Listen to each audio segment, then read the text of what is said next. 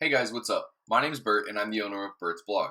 If you've been keeping up with me this far, you've known that this is going to be my third post. My first post was about me getting into hiking and how I was going to do that. My second post is about my first hike and what went wrong with that, and which brings me to this post. I'm going to change things up a little bit and I'm going to shoot a video and I'm going to go over some of the gear that I would bring. I'm going to split it into three parts. Part one being general first aid equipment you need to bring. Part two being essential equipment you need to bring. And part three, just some extra gear you could bring that would help make the hike easier and just more comfy. Tell me what you think about the video in the comments. Thanks. Now that introductions and explanations are out of the way, let's move along to the first video. First aid. First up on the list, we have my box of Band-Aids and other things.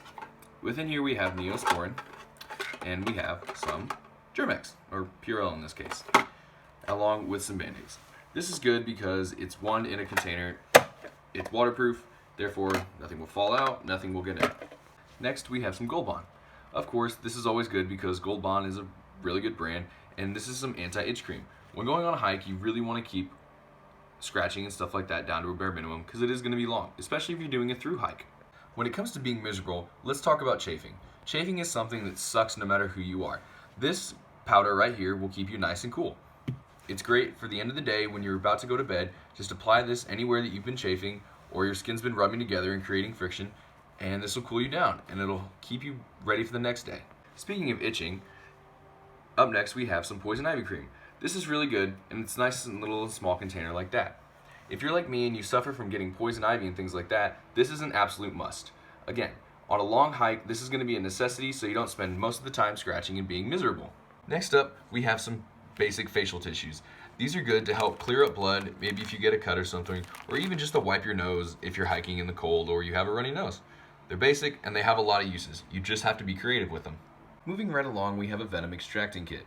I hope nobody would ever have to use this because that means they were bit by a snake or something venomous.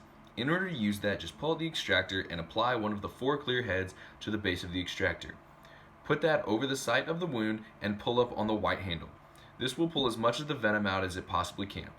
If you do have to use this though, I advise getting medical attention immediately because you never know what just bit you or what the effects are going to be. Lastly, we have some zip ties.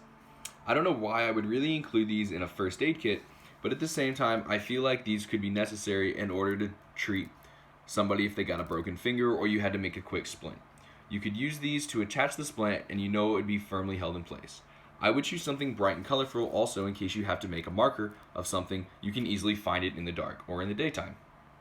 Alright guys, that's the end of my first video. Let me know what you guys thought about it in the comments below. Let me know if I should add anything or take anything out.